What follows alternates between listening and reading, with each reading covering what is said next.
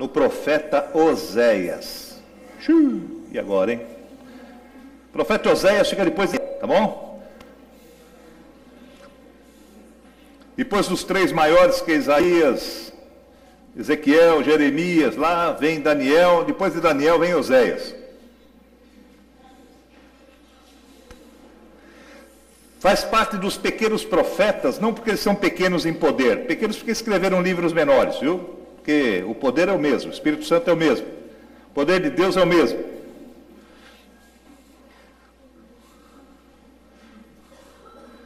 Oséias capítulo 11.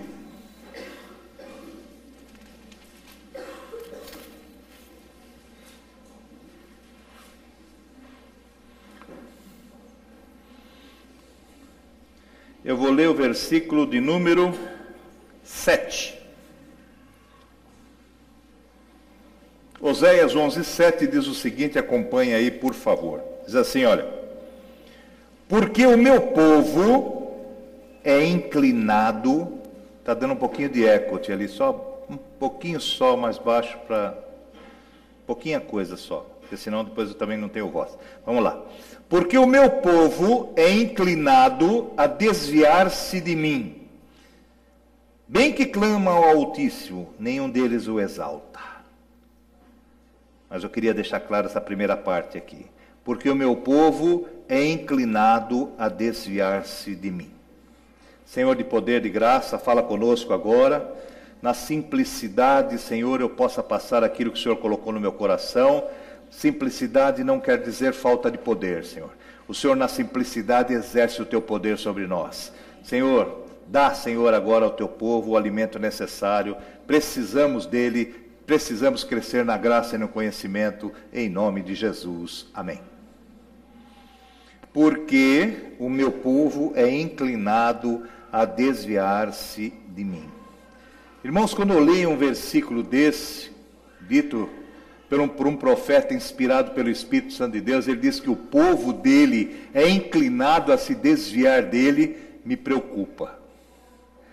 Quer dizer, com tudo que Deus tem nos abençoado, com tudo que Deus tem de promessa na tua palavra, com tudo que Deus tem cumprido no meio de nós, no meio do seu povo. Quando eu falo nós, o povo de Deus, seja aqui, seja na rua ali, na igreja em frente, seja lá em outra cidade, seja na China, seja onde for, aonde manifesta o poder de Deus, aonde o Senhor fala com o povo, aonde há a manifestação da presença do Senhor. Então, com tudo isso, ele ainda declara aqui, através do profeta, que o povo é inclinado a desviar-se dele. Por quê, meus irmãos? Porque nós temos uma guerra dentro de nós, né? Nós temos uma guerra dentro de nós, que está lá, colocada lá em Tiago capítulo 4:1, que diz assim: de onde vêm os rumores de guerra, se não são os seus vossos próprios membros que guerreiam? E nós estamos propensos a isso, a guerra da carne contra o espírito, do espírito contra a carne. Aquilo que é bom para o nosso espírito, a carne não gosta, porque o que é bom para o nosso espírito é mortificação da nossa carne. Quer dizer, é não fazer a nossa vontade, mas fazer a vontade de Deus, porque o nosso espírito anela com o espírito de Deus. Então o espírito quer fazer a vontade de Deus, mas a nossa carne não anela com Deus em nada, meus irmãos, porque a nossa carne é pecado, é na carne que o diabo age, não é? E então a carne, meus irmãos, tudo que a carne gosta não é a vontade de Deus. Tudo que a carne tem propensão não é aquilo que a palavra de Deus nos ensina. Então há uma guerra, né? Há o fruto do Espírito, a característica do fruto do Espírito, e há a característica do fruto da carne, que é prostituição, que é lascívia, que é a glutonaria, que é a bebedeira, que é tudo isso que é vontade da carne e não do Espírito. Então há uma guerra, né? E infelizmente, o Espírito tem levado de goleada. Porque, irmãos, a carne tem vencido. Você fala, não, mas as igrejas estamos crescendo, estamos, mas tem muito a ser conquistado, tem muito a ser ainda arregimentado aí fora para trazer dentro das igrejas. E quando se traz para a igreja, absolutamente não quer dizer que o camarada largou da carne, não. Porque dentro da igreja há uma luta Porque é na igreja que nós começamos a ouvir, é na igreja que o Espírito começa a falar, é na igreja que o nosso Espírito começa a anelar com o de Deus, e Deus falando para conosco, e é confronto com a nossa carne.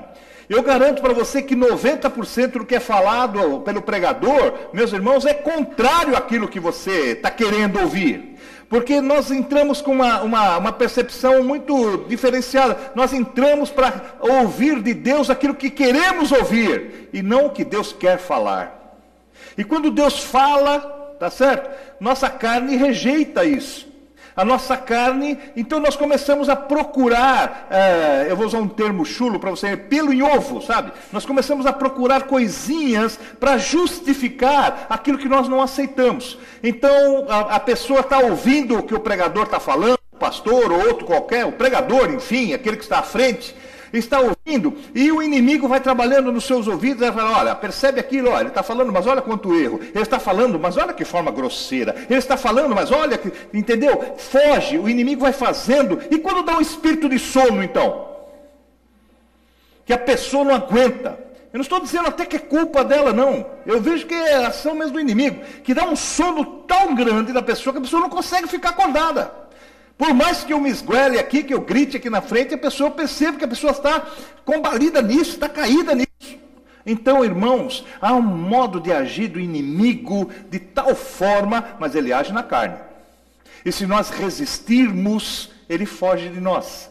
Resistirmos aonde? Na carne. Paulo diz assim, Senhor, eu morri para o mundo e vivo para Deus. Não que ele faleceu e foi para a sepultura, mas ele morreu para as vontades do mundo e faz a vontade de Deus. Então, amados, é uma luta tremenda. A Bíblia diz que nós tivéssemos ouvidos espirituais para ouvir a contenda, a batalha que há no nosso redor, nós não aguentaríamos. De tão grande que é a luta. Porque o inimigo está ao nosso derredor, bramando como se fosse um leão para tragar a tua alma. Mas o Senhor diz que ele acampa do nosso lado um anjo. Para quê? Para nos guardar, para combater isso. Para combater esse que está ao derredor. Né? Então você fala, mas a Bíblia diz que no ungido de Deus o diabo não toca. Eu quero dizer para você que o diabo não precisa tocar em você. Você estar sujeito aos dardos que ele envia, é a mesma coisa. Porque se no ungido de Deus o diabo não toca, pastor não ficava doente, bispo aí não ficava, não sei o que, sabe, esse tipo de coisa. Ou você que é um servo de Deus, nada atingiria você. E atinge, então a palavra está errada? Não, a palavra não está errada. É que o diabo não precisa nem tocar em você, ele pode induzir você, ele pode com os seus dardos inflamados, suas flechinhas incandescentes, não é? Tocar em você. Ele não precisa chegar e tocar literalmente, ele daqui ele atinge o teu fraco, ele é bom na mira. Nós podemos chamar o diabo de muita coisa, menos que ele é preguiçoso e menos que ele é burro. Ele é inteligente e é trabalhador, desgraçado. Ele não para. E ele é bom de mira. Ele olha para você e vê onde é o teu fraco, e é ali que ele vai acertar. Não tenha dúvida nisso. É ali que ele vai buscar. É ali, né? Eu sempre dou esse exemplo, me permita repetir. Né? Você vê uma luta de boxe, por exemplo, né? Ou essa luta, esse vale tudo aí, que é uma sangueira desgraçada. O ser humano chegar a um ponto daquele, irmãos, chamar aquilo de esporte é uma coisa, né, lamentável. Me desculpe quem luta aí, nós temos irmão quem gosta, sabe? Por quê? Eu vou dizer uma coisa a você, mas você começa a assistir, você não está torcendo para ter uma luta, você está querendo ver sangue, né? Você está querendo ver sangue. Pô, você está torcendo para o camarada arrancar sangue. Você está assistindo aquele negócio. Senão você não está contente. Então você acaba envolvido naquilo. E aquilo, não, me perdoe, mas não é esporte nem aqui, nem em lugar nenhum.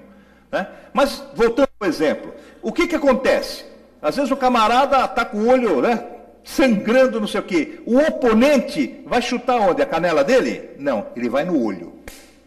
Ele vai onde está sangrando. Ele vai onde está machucado. Ele vai onde está a pessoa está sofrendo dor. Ele vai onde é o fraco. E o diabo é a mesma coisa. Por isso que a palavra de Deus diz que você orai e vigiai, orai sem cessar, porque Ele está sem cessar atacando você. E quando você está firme, Ele não te derruba. Mas se um dia a tua carne, por algum motivo, fraquejou, Ele vai, que nem um rojão para cima de você, para te derrubar. Então vem aquele papo assim, né? Uma desgraça atrás da outra, né? Aquilo que faltava não falta mais. Sabe? Nós começamos a falar isso. Nada mais, nada menos, você está citando a Bíblia, que abismo chama abismo. Só isso. Que quando você erra, a tua propensão é errar de novo. E quando você erra mais ainda. E é uma coisa atrás da outra. É que nem a mentira. Você conta uma mentirinha desse tamanho, inocente. Para cobrir aquela mentira, você conta uma maior. Para cobrir aquela maior, você conta uma maior. Aí você vai contando, quando você vê, você se envolveu até o pescoço ou passou dele na mentira, e não tem mais saída. Então o diabo vai proporcionando isso para você, vai proporcionando que a tua carne, né, seja exaltada, né? Então ele exalta, tudo que é pecado, meus irmãos, é a exaltação da carne. Lá em Eclesiastes, se não me engano, capítulo 3, diz, tudo é vaidade, tudo que você faz é vaidade, tudo se faz por causa da vaidade. Então, tudo debaixo do sol é pecado. Quer dizer, nós estamos propensos a isso. Tudo que é na carne. Por exemplo, soberba. É a altivez da sua carne. Né? A inveja você quer a sua carne que deseja. Né? A lascívia, por exemplo, que são o descontrole da carne. Tá? A prostituição, tudo é vontade da carne. O adultério, tudo é vontade da carne. Então, há uma luta desvairada. Então, quando ele fala assim, olha... Ele não está dizendo nem dos de fora, mas ele está dizendo aqui que porque o povo é inclinado a se desviar, a desviar-se de mim, porque nós vamos, Senhor, segundo a nossa carne, não segundo o Senhor que nos dirige. Na verdade, nós acabamos fazendo a nossa vontade e não a vontade de Deus. Ao contrário de Jesus, que veio e venceu nesta terra. Por quê? O segredinho? Eu não vim para fazer a minha vontade, mas vim para fazer a vontade do Pai. E nós somos tão metidos, né? Quando eu digo nós, seres humanos, nós somos tão metidos, tão arrogantes, que nós achamos que nós dominamos a nossa carne. E nós não dominamos coisa nenhuma. Nem nas mínimas coisas nós não dominamos a nossa carne. Você tem um pequeno vício e você fala, eu largo quando eu quero. Não larga. Não consegue, se Deus não estiver envolvido nisso.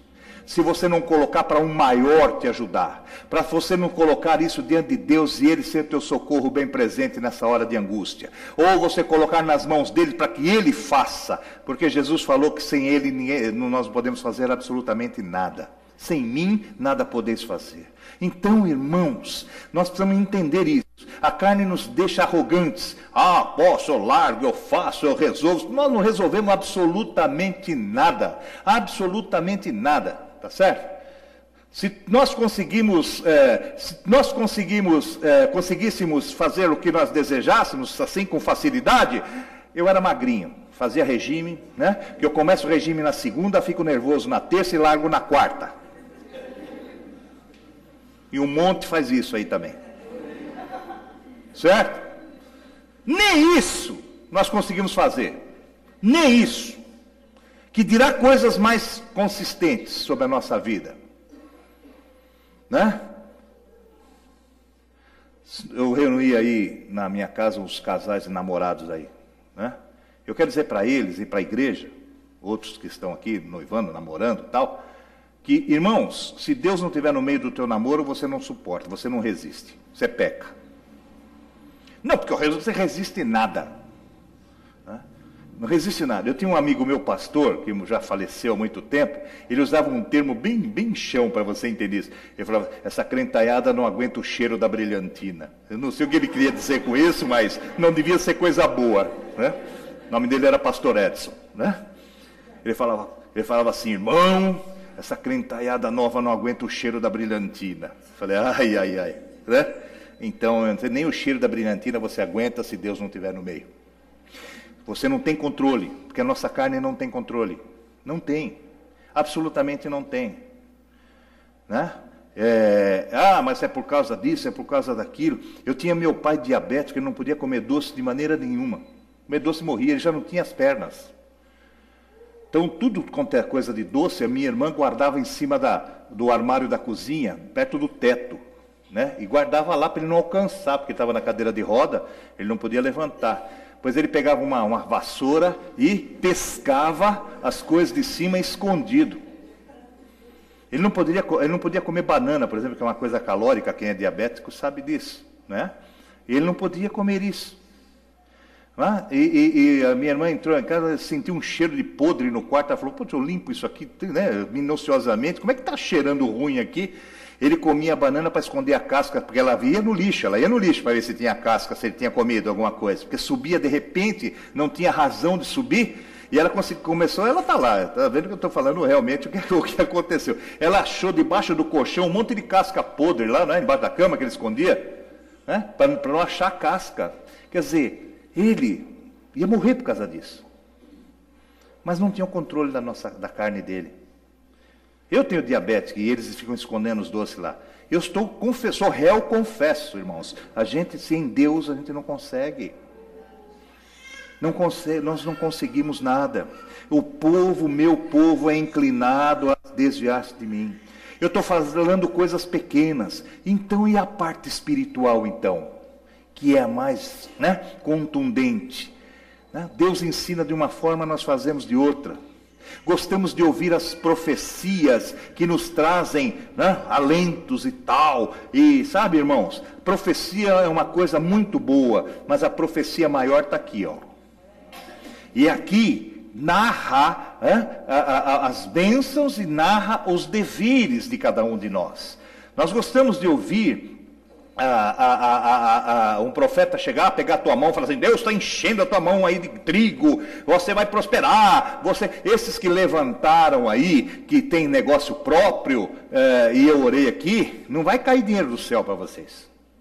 Deus vai mandar trabalho para vocês, vai mandar ali, ó, e o suor do rosto de vocês vai produzir em vocês prosperidade. Então, se você tem ali seu negócio e tal, abra a porta lá, ore e ó, trabalha, porque Deus vai dar trabalho. Porque Ele diz que nós prosperamos com o suor do nosso rosto. Então esse negócio de dinheiro cair do céu é conversa, não é uma profecia de Deus. Isso que eu quero dizer. Tá certo? Outra profecia que eu não permito na igreja, que eu abomino na igreja, e enquanto eu estiver na frente da igreja, não vai acontecer isso aqui, é esse negócio de pegar a mãozinha da moça e a mãozinha do moço e falar assim, ó, Deus está me mostrando, sabe, que são vocês aqui que vão ficar juntos. Ele é teu marido, esquece isso. Esquece isso. Porque até hoje eu tenho 34 anos, 33 anos de evangelho, certo? Toda vez que o pastor fez isso, quebrou a cara. Porque se Deus quer esse varão para você, essa varoa para você, Ele vai fazer. Ele vai aproximar. Ele vai dar afinidade. Ele vai dar o prazer de estar juntos. Ele vai fazer as coisas. Não são homens que vão determinar se é esse ou se é aquele. Até seria mais fácil, hein? Se o pai e a mãe, né? A gente tem um pouquinho mais de experiência, olha, fala, aquela é boa, é aquela lá, é aquele ali. Era até mais fácil para nós, mas não é assim, esquece isso. Você quer fazer? Ore todo dia, Senhor, né? Traga para minha filha um varão de Deus. Não dá nome para Deus. Deus não precisa de ajuda na bênção, não. Você só pede, Ele faz. Você já viu que crente dá receita para Deus?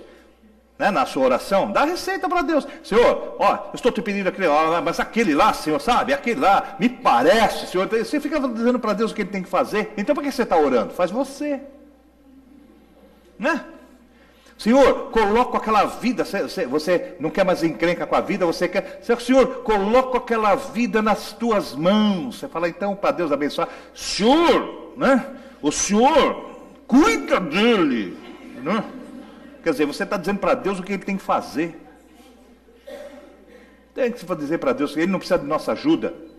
Aliás, Deus não precisa de Jesus na nossa salvação, no nosso resgate, não precisa da ajuda de ninguém. Ele é o único mediador entre nós e o Senhor. Ele é o único e suficiente Salvador. Mas o que a nossa carne faz? Acha que é pouco. Então começamos a pedir para aquela, intercede lá para nós, pedir para aquele. Então nós temos, ou aquele que é motorista tem um que cuida dele, aquele que tem problema de olhinho tem aquela que cuida do olhinho dele, aquela que precisa casar tem aquele lá que cuida do casamento. Então começa a pôr ajudantes para Jesus. Ele não precisa.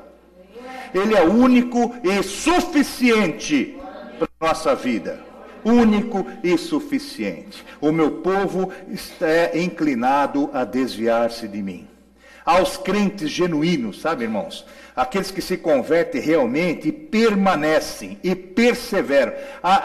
Eu vejo às vezes esses programas de TV, ou esses movimentos, marcha para Jesus. Eu não sou contra nada disso. Se quiser participar, eu acho tudo é válido.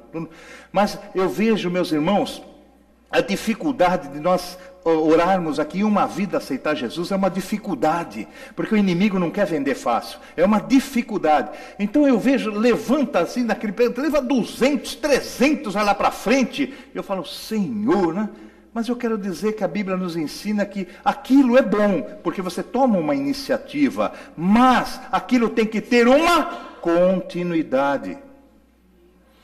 Porque eu posso estar pregando aqui e você está emocionalmente aí abalado por alguma coisa que você está passando, e eu posso colocar as palavras certas no teu coração e você numa emoção levantar e aceitar. É um começo, até um começo, mas será que você vai permanecer? Será que amanhã, segunda-feira brava, lá que começam os problemas, você vai continuar firme? E é isso que faz a diferença, é aquele que persevera. Olha, visitas, eu tenho muita honra em receber vocês hoje aqui. Estou pregando para vocês hoje aqui, com muito amor, como eu faço isso para minha família, estou pregando. Mas você sabe quando eu vou ficar contente? Se eu fizer se Deus permitir que vocês levantem e aceitem Jesus hoje, ótimo tal. Mas sabe quando eu vou ficar feliz? Quando eu ver vocês de novo.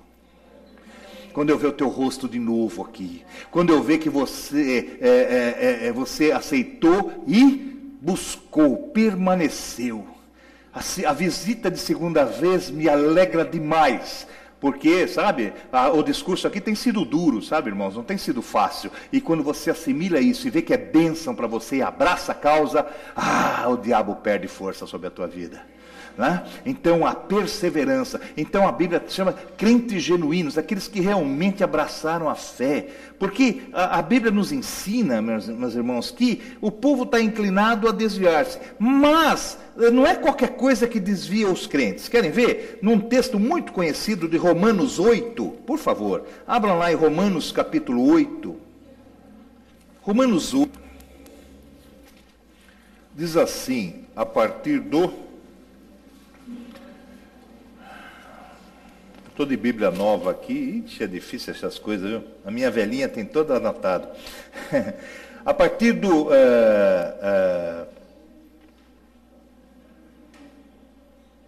36. Como está escrito... Não, antes até. A partir do 34. Diz assim, 8:34. Quem os fará? É Cristo, achar Romanos 8:34. Quem os condenará? Pois é Cristo que morreu, ou antes, quem ressuscitou dentre os mortos, o qual está à direita de Deus e também intercede por nós. Isso que é importante. Quem nos separará do amor de Cristo? É a pergunta que ele está dizendo. E ele começa a discorrer aqui algumas situações que podem ou poderiam afastar você do amor de Cristo. A tribulação ou a angústia, muita gente é afastada por causa disso. Né? Mas ele começa a dizer, a tribulação ou a angústia, a perseguição, a fome, a nudez, o perigo ou a espada, como está escrito, por amor de ti somos entregues à morte todo dia, fomos reputados como ovelhas para o matadouro. Mas em todas estas coisas, quais, hein? A tribulação, a angústia, a perseguição, a fome, a nudez, o perigo, a espada, em todas estas coisas somos mais do que vencedores, porque aquele que nos amou, Jesus Cristo, porque estou certo de que nem a morte, olha só, pior do que a tribulação, a angústia, nem a morte, nem a vida, nem os anjos, nem os principados, nem as potestades, inclua o diabo nisso, né? Nem o presente, nem o porvir, nem a altura, nem a profundidade, nem alguma outra criatura nos poderá separar do amor de Deus que está em Cristo Jesus, nosso Senhor. Então, pastor, não estou entendendo. Se nada pode afastar, nem a nudez, nem a fome, nem o perigo, nem a espada, nem nada disso, nem as alturas, nem a profundidade, quer dizer, nem a distância, nem a profundidade, nem as alturas, nem isso, nem aquilo, nenhuma criatura, inclui isso o diabo, que é criatura, não é? Nada disso pode afastar nós do amor de Cristo, de Deus que está em Cristo Jesus. Por que nós estamos inclinados a nos afastar dele? Eu vou te dizer por quê. Tribulação, certo? É de fora para dentro. Nós estamos sofrendo aqui ao redor de nós. Fome vem de fora para nós. Nós sofremos por causa de uma ação de fora. Espada, exatamente de fora. Nós temos tudo isso. Tudo que você pegar aí, é tudo de fora para dentro. É tudo circunstância que nos rodeiam. Isso não tem poder de te afastar de Deus. Porque Deus fez você maior do que isso. Deus não dá nada acima do que você pode. Está vendo como nós sabemos? Nada. Mas então, o que nos afasta de Deus? Que Ele diz que nós estamos inclinados a isso. O que nos afasta de Deus vem de dentro. Aqui, ó.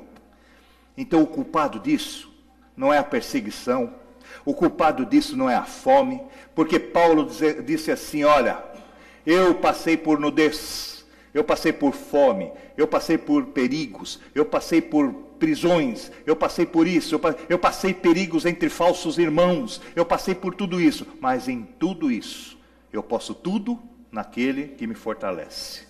Eu aprendi a ter muito, eu aprendi a ter nada, a conviver com pouco, ou com muito, com absolutamente nada. Mas eu posso tudo naquele que me fortalece. Então, amados, tudo que vem de fora não pode com você. Mas o que está dentro de você, a tua própria vontade, o teu próprio ego, a tua própria concupiscência, aquilo que é criado, as saídas do teu coração, as maldades que o diabo, ele só cutuca, mas está dentro de nós. É isso que faz com que você se afaste de Deus. Então a culpa é do diabo? Ele não tem poder. Está dizendo que nenhuma criatura pode. Então ele não pode. Então a culpa de quem é? É minha, é tua, é nós. Nós é que fazemos isso. A nossa carne que deseja isso. Então, amados, cabe a nós, né? Por quê? Eu disse de crentes genuínos. São aqueles que permanecem, que recebem todas essas afrontas, mas permanecem firmes. Lá está escrito, estáis, pois, firmes nas coisas de Deus. Né? Se você está em pé, toma cuidado para que não caia. A Bíblia está dizendo isso para nós. Está dizendo isso, irmãos. Tá? Então o que acontece? Se há os crentes genuínos, há os crentes chamados temporários, que são aqueles crentes que vêm apenas por um interesse de momento, talvez por uma enfermidade, talvez por finanças, talvez por outros interesses. Né? Você sabe como eu cheguei no Evangelho? Eu cheguei por enfermidade. Não minha, mas da minha mãe. Minha mãe tem um câncer na cabeça, estava para morrer. Eu tinha ido em tudo quanto é macumbeiro que tem na face da terra. Esses camaradas que fazem a operação espiritual aí que você vê na televisão, andei tudo nisso aí. Sabe? Vi coisas fenomenais. Vi coisas que eu sou meio chato, eu ia lá, punha a mão mesmo para ver se era verdade, sabe como é que é? Eu era chato. Eu sou chato no Evangelho, eu fui chato com Satanás também. Ele fazia as coisas, eu ia lá ver. Tá? Por exemplo, a mulher tirava uns negócios assim, de um algodão branco, eu fui ver debaixo da peneira lá que ela tinha, que se tinha alguma coisa, eu fui lá ver. Entendeu? Então eu andava em tudo isso aí. Mas eu cheguei no Evangelho por causa de uma enfermidade da minha mãe. Fui buscar. Entrei pela porta da igreja e falei assim, só me faltava essa. Porque eu já tinha andado em tudo. Noé no Shei, qualquer coisa. Tudo que você imagina, eu estava andando. Certo? E eu entrei na igreja. E você sabe que Deus falou para nós no primeiro dia? sua mãe vai morrer. É. Eu falei, não é possível, eu vim aqui, esse camarada não quer que eu fique. Eu vim por causa dela, ele está falando que vai morrer. Mas quando o Espírito anela com o Espírito de Deus, isso foi numa quarta, no domingo nós estávamos lá, estava eu e minha irmã junto. Nós deixamos, passou a ser uma coisa mais forte do que era o que nos levou ao Evangelho, que era a enfermidade dela. Passou a ser uma coisa mais importante do que simplesmente uma cura física. Passou a ser muito mais importante do que do que nós viemos buscar. Nós notamos que aquilo que nós viemos buscar, Deus não ia dar, não. Mas Ele tinha outras coisas para nos dar. Não é? Inclusive a salvação dela, que foi salva em nome de Jesus. Não é? Deu tempo dela tomar a ceia, deu tempo dela assistir o culto, deu tempo dela entender todas as coisas. Então, irmãos, para nós, o importante foi isso. Para nós descansarmos diante de Deus foi isso, a salvação dela. Quer dizer, nós buscamos a última porta, mas foi aquela onde Deus estava presente para poder recebê-la. Então, às vezes nós vamos buscar as coisas de Deus e Deus, você não recebe, então são esses crentes temporários. Não acontece nada lá, eu vou para outro lugar, e vai. Aí o diabo começa a falar, essa é a tua necessidade? Vem cá que eu vou te dar. Mas eu quero dizer para você que o diabo te dá por um tempo, porque o diabo não é criador de absolutamente nada. O único criador é o Senhor, é Deus. O diabo não tem poder de criar uma riqueza para colocar na tua mão. Ele tem uma riquezinha, uma coisinha tal que ele roubou, aí ele quer enganar você, ele pega aquele negócio e põe na tua mão. Você já viu, esse camarada vai lá no terreiro, ele prospera que nem um foguete. Você fala, puxa vida, esse que é o bom, hein? Camarada não tinha nada, começou lá a bater um bumbo lá, e de repente o camarada está próspero. Isso que é bom, isso é resposta, é mesmo, tá? Só que o diabo está lá, já enganou aquele bobão, já está na mão dele, já está propenso a ser escravo dele, já é. Ele precisa daquele dinheirinho para enganar outro, ele pega com a mesma pata que ele deu, ele pega as duas e tira e dá na mão de outro para enganar outro, e aquele lá desce que nem 2 foguetes. Mas nessas alturas ele já está perdido, ele já está revoltado, aí ele não crê em mais nada, sabe? Deus me largou, o diabo não sei o quê, e ele então larga tudo e é isso que o diabo quer. Está me entendendo? Deus quando te dá, Ele dá sem arrependimento. Tudo que Deus te deu, Ele não tira de você. Você pode perder por incompetência, você pode perder por desviar-se do caminho, que é isso que nós vamos entrar agora. Você pode perder porque você saiu do alvo, mas não que Deus tira de você, porque Ele não tira. Nós vemos crentes que saem, tem dons, e maravilhoso, e tal, batizado no Espírito Santo. Vai, larga a igreja, vai para o mundo, quebra a cara, volta para a lama, que nós vamos ler já lá, aqueles que estão na igreja e voltam para o despojadouro de lama. Quer dizer, volta. Ele se arrepende, ele volta, os dons estão com ele. Deus não tira, porque Deus deu. Você que afasta de Deus. Você é que torna os dons de Deus uma coisa vil e larga e não usa. Não é Deus. Nós é que fazemos isso. Nós é que fazemos isso. Então nós temos os crentes genuínos, que são os que permanecem. Nós temos aqueles que são temporários. Sabe onde está bem dito esse negócio daquele crente que é temporário? Lucas capítulo 8. Evangelho de São Lucas, capítulo 8, na parábola da semeadura lá, né? Capítulo 8 de Lucas, versículo de número 13, diz o seguinte, eu vou ler para você. 8:13 de Lucas. Vem dizendo da parábola do semeador, não é? E chega no 13, ele diz assim, e aquela semente que ele joga, e diz assim, e os que estão sobre a pedra, aquele que ele joga e caiu na pedra, não é? Que pedra é? O coração.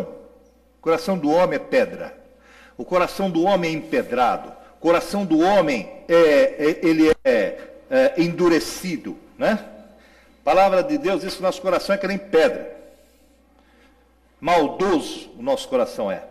E ele diz aqui no 13, e os que estão sobre a pedra são os que, ouvindo a palavra, recebem com alegria. Eles recebem a palavra com alegria, mas não tem raiz, quer dizer, não deixa que Deus se aprofunde. Lembra domingo passado que nós pregamos que você deixa Deus entrar na tua casa, mas você deixa Ele na sala, Ele é visita. Eis que estou à porta e bato. Se você abrir a porta, eu vou entrar. Você deixa ele entrar e põe na sala, que é o lugarzinho mais bonitinho para ele ficar.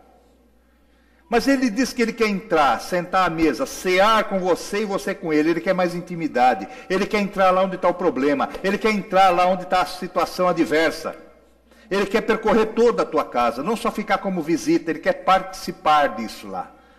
Tá? Lembra disso? Então ele diz assim, não tem raiz, apenas creem por algum tempo, e no tempo da tentação, quer dizer, o diabo não parou de tentar na carne, se desviam.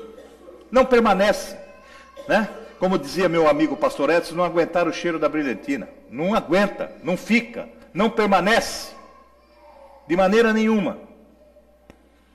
Então, amados, não é porque você está na igreja, você precisa permanecer. Por isso que a Bíblia diz assim, buscai todo dia, o pão nosso de cada dia, a palavra lida a seu tempo, né? Tem gente que só usa a Bíblia para vir na igreja, só abre a Bíblia na igreja. Não dá, irmão, você precisa ler sua Bíblia em casa, você precisa buscar. Deus precisa falar com você e fala através da Bíblia, fala através da palavra. É através dela que ele fala, né? Não tem como. Você tem que buscar a palavra. Então são os crentes temporários, aqueles que ficam. Lá em 1 João capítulo 2, 19, abre, eu só vou citar, diz assim, mas não eram nossos. Sai nós, 1 João, se quiser anotar lá, pode anotar, isso, 2,19. Saíram de nós, mas não eram nossos. Como é que pode? Pode. Você pensa que o diabo não está aqui me ouvindo? Lógico que está. Estou enchendo a orelha dele com a palavra, mas ele está. Está me ouvindo aqui. Mas cabe a nós resistirmos, porque a Bíblia diz assim, você se sujeita diante de Deus, humilhai-vos, pois, debaixo das mãos de Deus. Você se sujeita a Deus, resistir ao diabo, e ele foge de vós. Temos que ter um espírito de resistência, irmãos. Temos que ter um espírito que diz assim, olha, não é por aqui, faça desta forma. Temos que ter. Não há como. Esse eu quero que você abra, por favor. 2 Pedro. Lá, a segunda carta de Pedro, lá no finalzinho da tua Bíblia. Antes das 3 epístolas de João, tem 2 de Pedro. Na segunda carta de Pedro, capítulo 2, tem um dos textos que eu já disse à igreja, liguei sobre ele muitas vezes, um dos textos mais contundentes da palavra de Deus. Não tem explicado esse texto. É um texto terrível. Capítulo 2 de Pedro, 2 Pedro, capítulo 2, versículo a partir do 20. 2 Pedro 20. Assim, olha, eu vou ler para você. Porquanto, se depois de terem escapado das corrupções do mundo, pelo conhecimento do Senhor e Salvador Jesus Cristo. Bom, está dizendo que você escapou da corrupção do mundo, você saiu das mãos de Satanás, porque um dia você levantou a mão e falou assim, eu não quero mais isso, eu rejeito isso e aceito ao Senhor Jesus Cristo como único e suficiente Salvador da minha vida. É essa a relação. É essa a partida de tudo. É esse o começo de tudo. É onde você ganha a condição de filho de Deus. É onde você ganha o poder de manifestar, Deus manifestar o poder dele na sua vida contra o inimigo. É você rejeitar aquele que era teu dono e passar literalmente de dono. É a tua atitude. Você percebe que vem de dentro também? Depende de nós. É a tua atitude de fazer isso. É a tua vontade de fazer isso. Então ele está dizendo lá. Então você vai se colocar aqui, ó. Porquanto, se depois de haveres escapado das corrupções do mundo, pelo conhecimento, quer dizer, você conheceu o Senhor Jesus e Salvador, né? O Senhor e Salvador, Jesus Cristo. Agora ele diz assim, forem outra vez envolvidos nelas, quer dizer, há a possibilidade de, depois de você aceitar Jesus, de se ser filho de Deus, você ser envolvidos novamente, aonde? Nas corrupções do mundo. Há possibilidade, sim, fortíssima. Porque o diabo, meus irmãos, ele não vai perder tempo tentando os que estão na mão dele. certo? Não pense que ele vai atentar o sambista da escola de samba que está lá no carnaval. Não adianta que ele vai trazer problema para ele. Ele vai lutar contra você que está na igreja. Vai lutar contra você que disse não para ele. Deu um basta nele. Desautorizou esse maldito de tocar na tua vida. Aceitando Jesus. Aí você cai no versículo que diz assim: maior é aquele que está no teu coração do que aquele que está no mundo. Há necessidade de você tomar essa posição. Ah, mas Jesus morreu na cruz do Calvário para todos. É, para todos, mas você acha que todos aceitaram Jesus? Não precisa muito, olha para a sociedade e vê se todos aceitaram. Se todos são imitadores dele. Se todos são obedientes ao que ele falou. Se todos estão amando a Deus em primeiro lugar e depois ao próximo como a si mesmo. Será?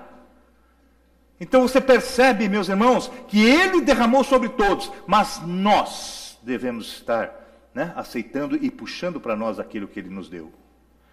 Então, ele diz assim: e foram envolvidos novamente. Quer dizer, há a possibilidade fortíssima do diabo te derrubar, porque todas as baterias dele ele vira contra você. Por isso que nós precisamos do Espírito Santo de Deus. Por isso que eu digo que, já vou novamente para você entender. Novamente, o diabo é a quarta força. Você está com o Pai, Filho e Espírito Santo, e o quarto já vem o diabo. Para você vencer esse maldito, você precisa estar com os três. Porque se você não tiver com esse aqui, ele vem logo em seguida. Se você está com a virgem aqui, não adianta. Se você está com o seu santo, não adianta. Se você está com o seu pai de santo, não adianta. Se você toma o santo daime, não adianta. Se você toma uma droga para sair do ar, mas você volta para o ar uma hora. Você volta. Tudo é temporário. Tudo é passageiro. Ah, mas eu estou vivendo um grande amor. Isso acaba. Isso acaba. Isso passa. Tem que ter os três aqui, senão esse vai tomar conta de você uma hora. Porque se forem envolvidos, novamente, nelas, quer dizer, nas corrupções. Mas olha aqui, você pode ser envolvido, o diabo pode te tentar de novo, e vai tentar. Mas o segredo está aqui, se forem outra vez envolvidos nelas, e vencidos, esse é o problema. Porque você é do Senhor, e quando você levanta a mão e aceita e você passa a ser de Cristo, o diabo se volta contra você, mas o maior é Cristo. Você está vivendo em Cristo, e você está pisando a cabeça dele, porque ele falou que você tem poder para isso. Então você está na boa. Mas quando você é vencido, de novo, quer dizer, você cai no mesmo erro, você cai, peca novamente, você faz novamente, acontece. Olha só que a Bíblia compara você aqui, olha. Palavra de Deus, que coisa terrível. Tornou-lhe-se o último estado pior do que o primeiro.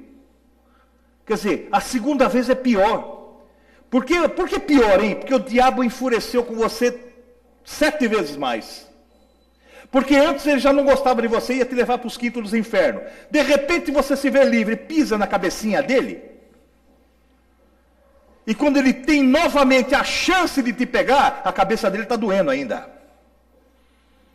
E ele então 7 vezes pior, diz a Bíblia, de maneira mais contundente. Então a segunda fase é muito pior que a primeira.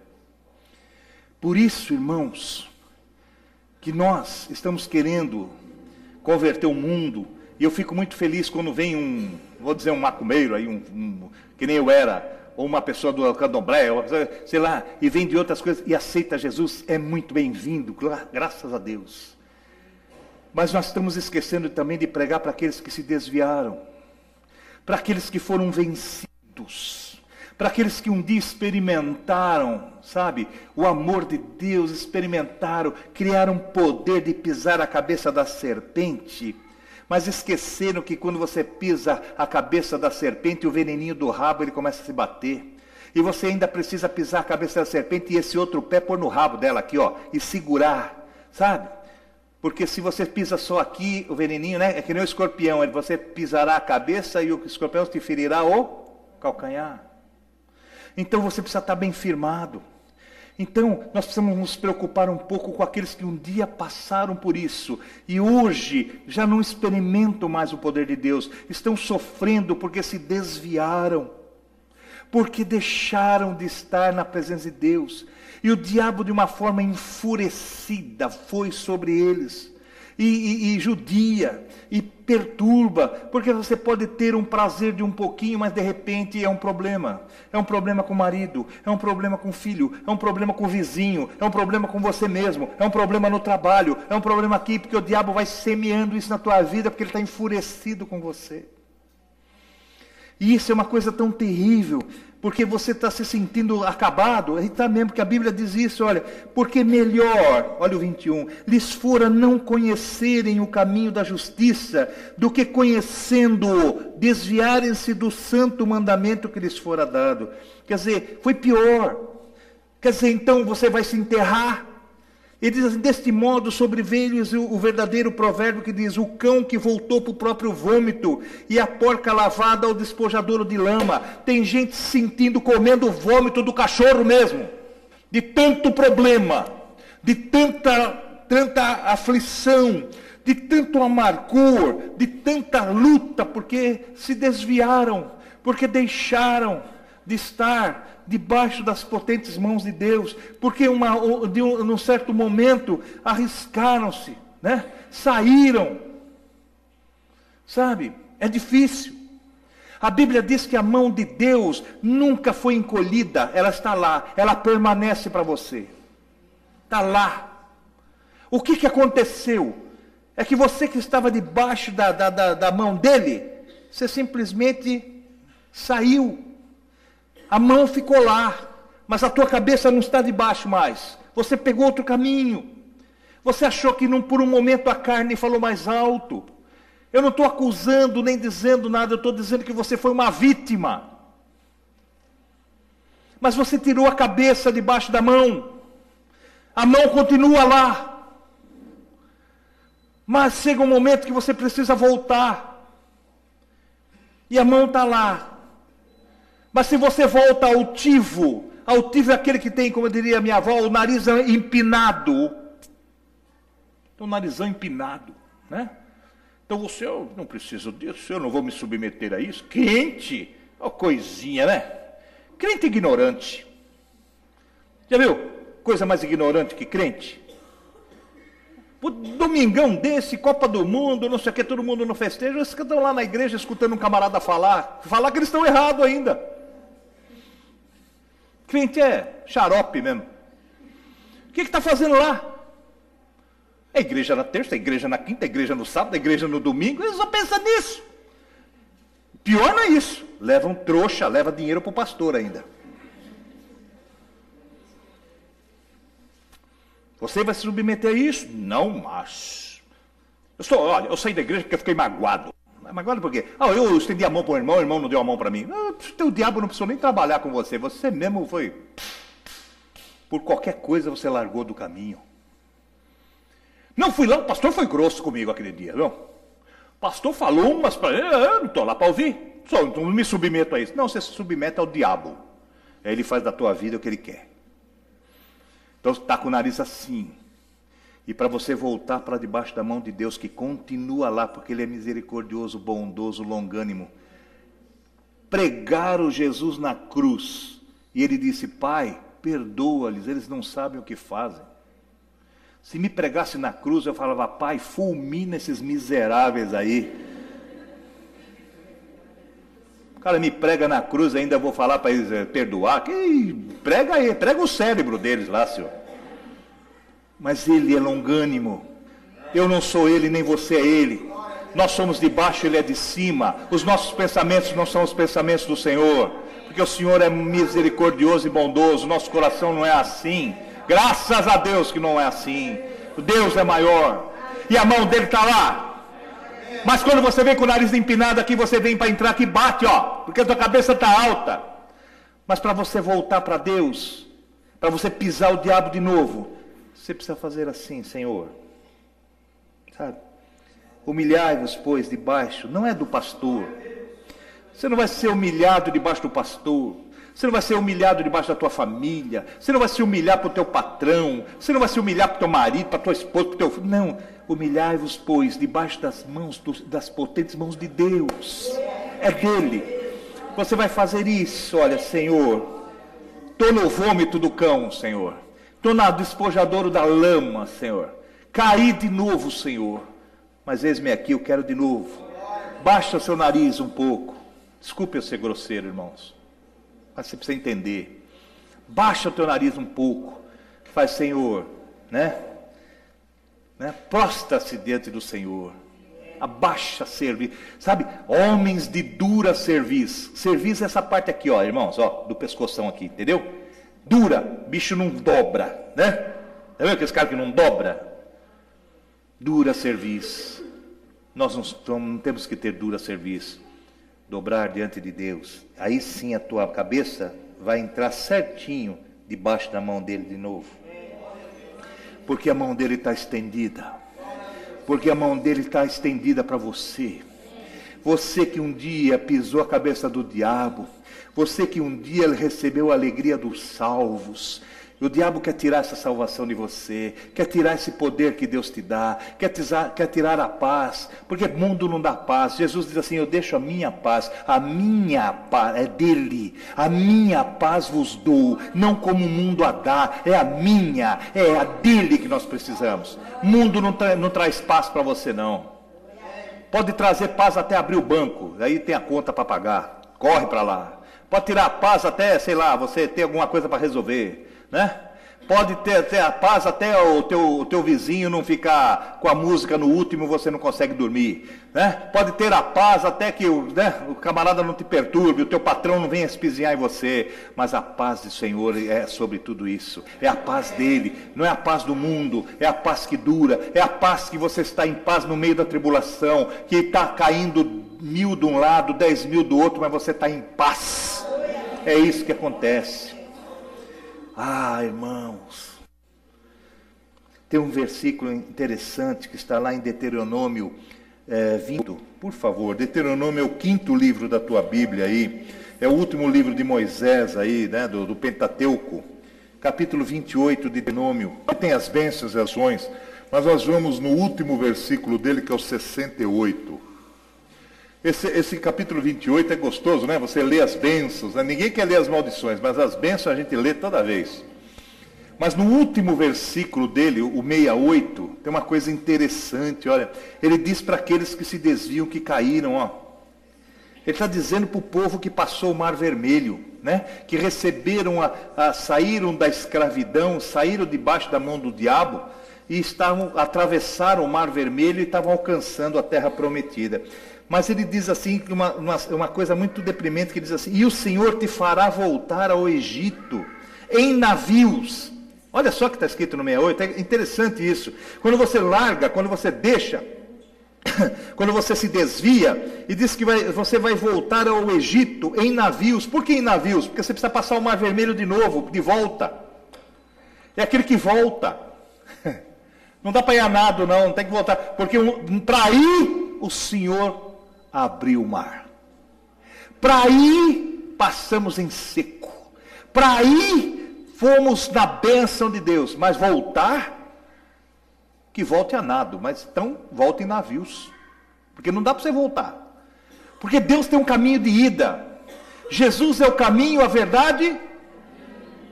Mentira e morte não são caminhos de Jesus. É caminho dele, é verdade e vida. É caminho de ida. É caminho de ida. Nós vamos atrás de Jesus, nas pegadas dele, no caminho que é ele. Então, amados, é um caminho, voltar. E pior que tem muita gente que volta a nado mesmo, volta na raça, volta de qualquer maneira. A Bíblia diz assim, voltarão em navios. Ah, pastor, isso é lá no Velho Testamento, né? Não, hoje nós não passamos o Mar Vermelho. Hoje nós somos cobertos pelo sangue de Jesus.